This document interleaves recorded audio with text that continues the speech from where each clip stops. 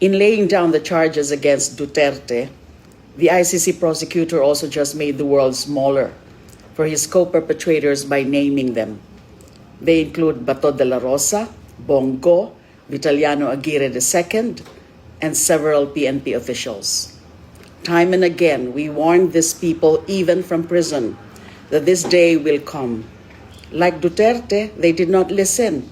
Mayayabang pa sila.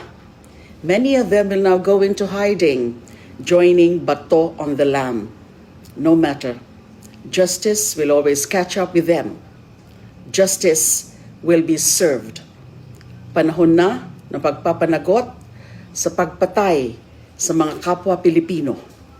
Oras na ng pagbabayad sa mga krimen laban sa sangkatauhan. Justice is coming.